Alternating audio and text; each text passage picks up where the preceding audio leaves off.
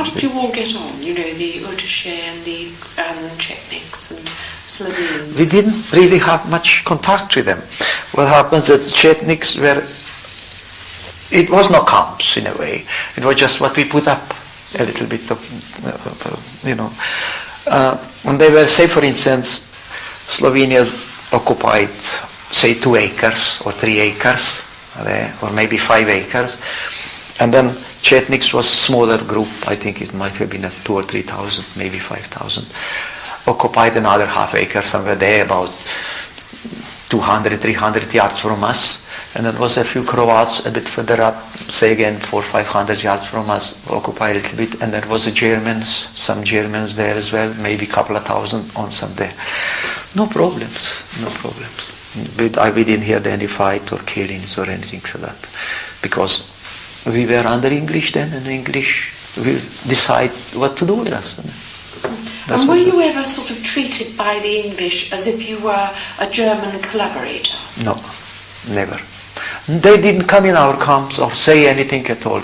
They march once on Sunday morning, a little bit of parade, come through the camp, about a platoon of them, and we had no contacts with them at all. The only contacts we had is what our officers tell us, like, we will be transferred to Italy, they said. We start talking about it. And then one evening, the captain came in our camp, and he said, where we were there, he said, we are going to Italy tomorrow morning.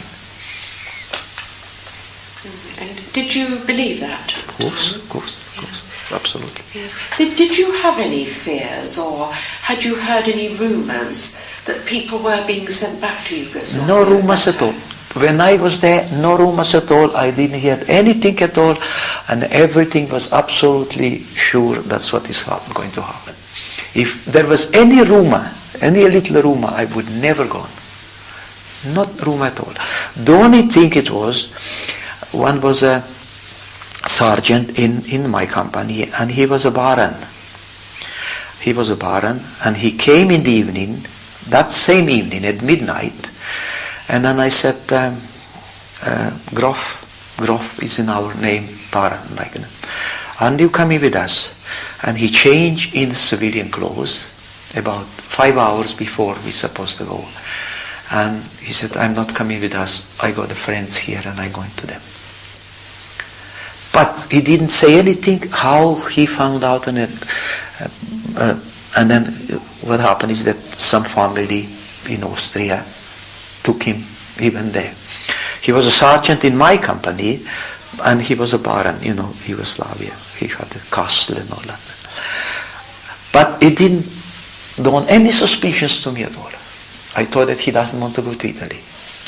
And if you wanted to disappear, did the camp have any guard or wire? No guard at all, English, nowhere. I'll tell you another thing.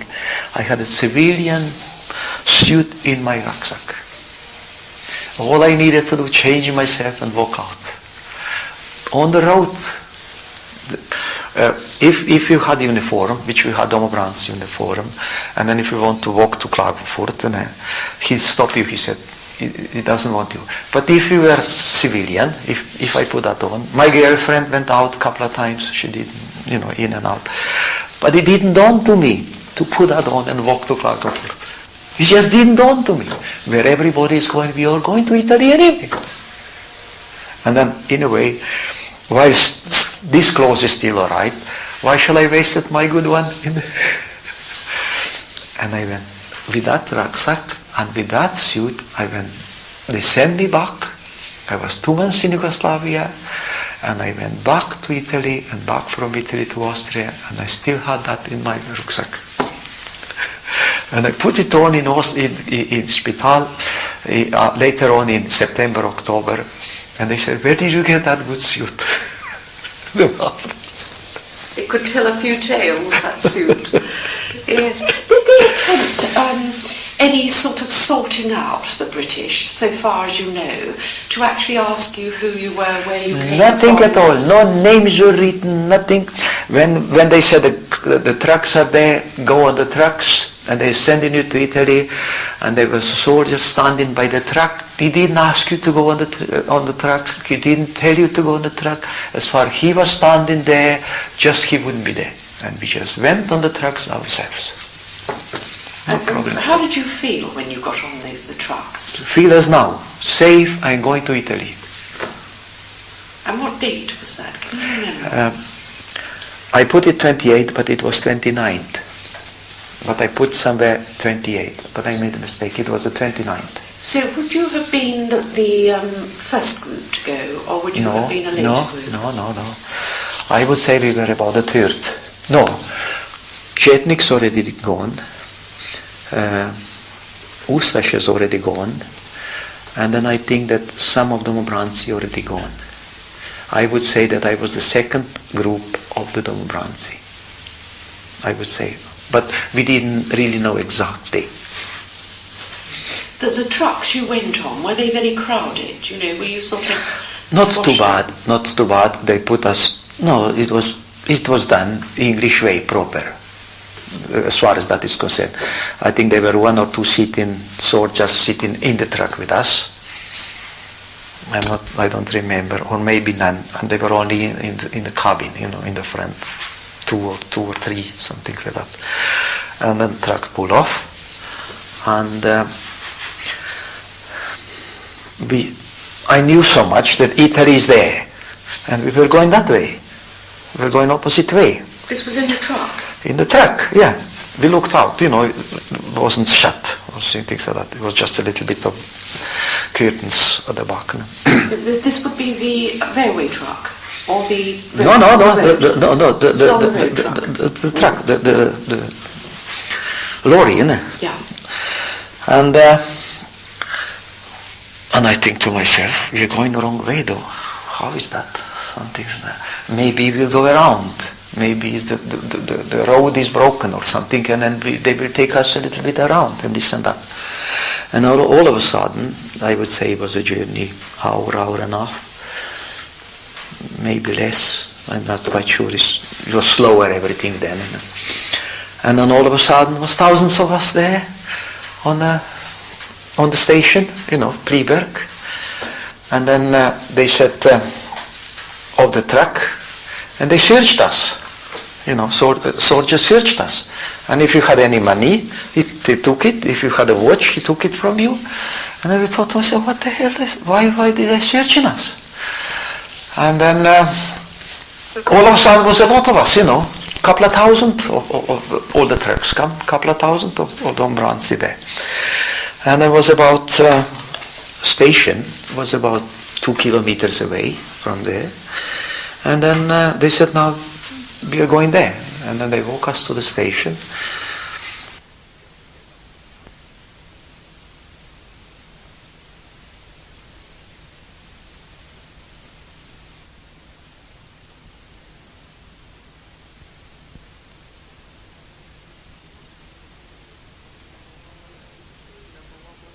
Session number 11083, rule 3.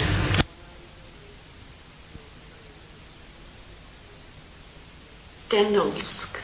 Janez Dernulc. Dernulc. Dernulc. Dernulc. Dernulc. Dernulc. Dernulc. I'll get it. C at the end. Dernulc. Dernulc. Dernulc. Dernulc. Deal 3. Right. You were saying there was this big group. Did that surprise you that there were so many assembled? Yes. We knew something is wrong. We knew something is wrong. But why did you know that? Was there an atmosphere? Because English behave straight away different. They search us, and all of us so many here, and we were in the wrong place. We were not in Italy. We were in the wrong place. We were in Preberg, in Bleiburg. See, we've seen that. We've seen the sign Bleiburg. And something is wrong. They send us back. And what can we do? We just walk there, as they told us. And then on the station there was partisans. There was a major there, major on their ranks, and then was a couple of officers there. And then the train was there, and they said, you go on the train.